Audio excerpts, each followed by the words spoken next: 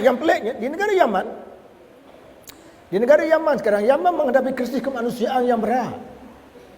Berpuluh ribu rakyat dia berada di khemah pelarian, memerlukan bantuan. Bantuan datang curah-curah dari seluruh dunia. Pasal apa pula mereka yang minta dengan si mati tadi? Tak minta, wahai si mati, wahai Syekh Pulang bin Pulang, negara kami berdepan dengan krisis kemanusiaan, keluarkanlah dan bantulah kami. Pasal apa lagi minta negara dunia lain tu? Minta dengan Tok Wali lah.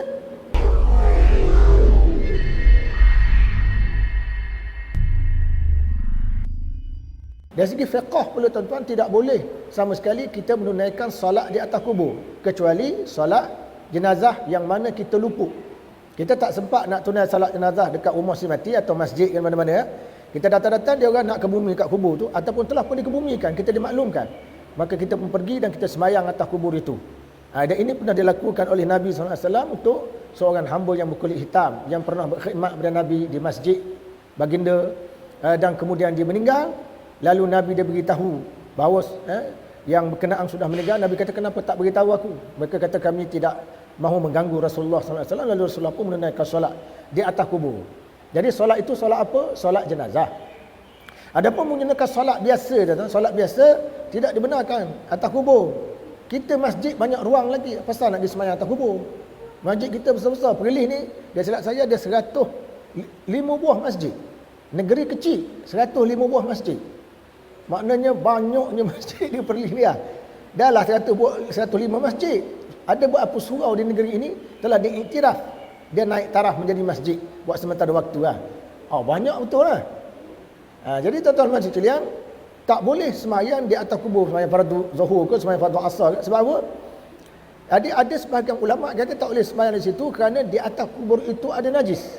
Kalau rojok dalam kitab fiqh manhaji dahulu, kitab mu'tamad dan sebagainya, dia kata kerana di atas kubur itu ada najis.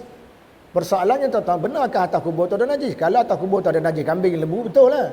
Tapi apakah sepihang-sepihang daging dan tulang manusia itu najis? Itu pula ada khilaf di kalangan ulama, tapi yang jelas ni dia tak najis. Jadi faktor apa kita dilarang sembahyang atas kubur tu? Kita dilarang sembahyang atas kubur, faktornya unsur syirik. Nampak sangat oleh tuan-tuan sembahyang atas kubur, nampak kita sembah kubur. Jadi di situ dari segi akidahnya tak boleh. Jadi tadi yang pertama akidah saya sebut tadi, tak boleh kita minta dengan si mati lah. Akan saya huraikan nanti. Yang ini tak boleh sembahyang ke arah kubur. Tusallu ilaiha, kata Rasulullah. Kamu tusalli ilaiha tu maknanya kamu sembahyang menghadap ke arah kubur. Sebab tu haram membina kubur di dalam masjid. Haram membina kubur di dalam masjid. Itu telah disepakati oleh ulama lah. Cuma ada sebab saya tengok beberapa negara, contohnya di Mesir, dia ada masjid, dia panggil Masjid Sultan Hasan, Masjid Rifai. Jadi kubur-kubur mereka ni semua dalam masjid. Saya tak tahu sama ada kubur tu dulu ke masjid tu dulu.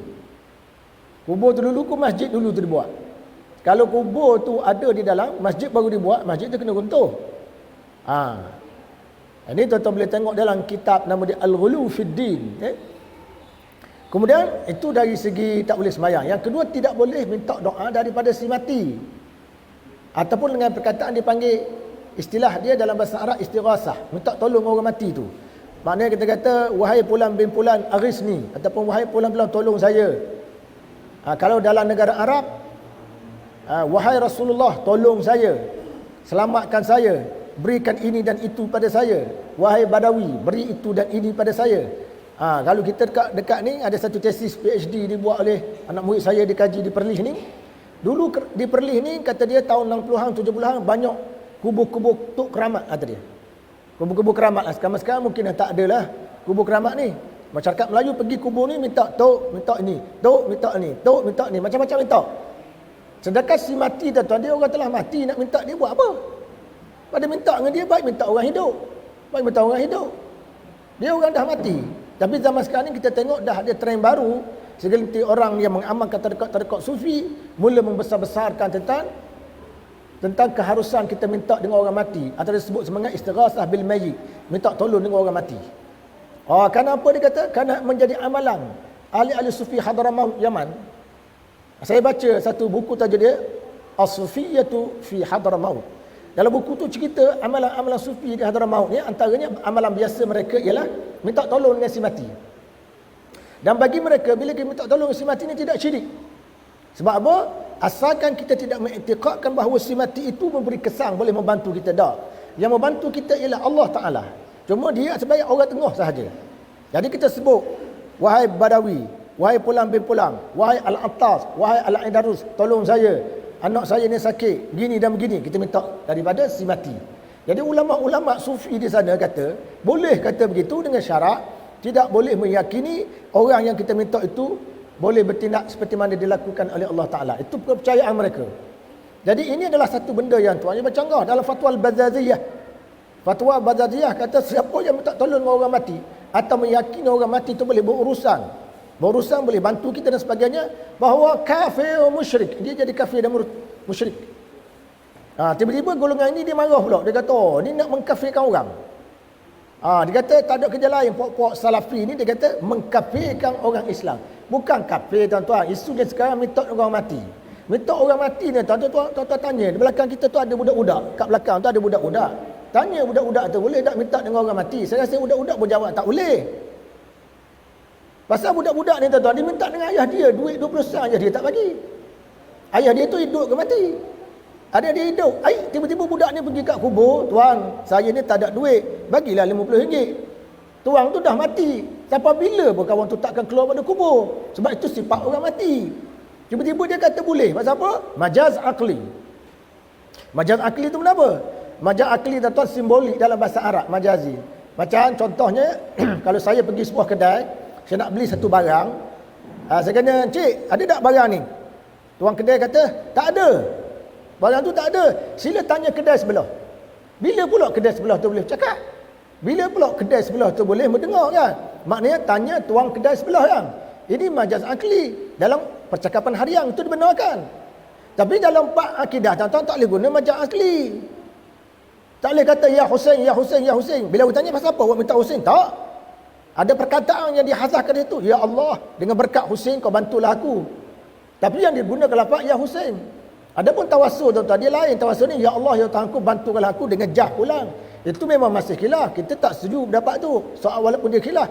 Sebab kita tak nak buka jalan pada orang minta bantuan dengan si mati. Orang hidup banyak lagi. Ma'id ada boleh bantu.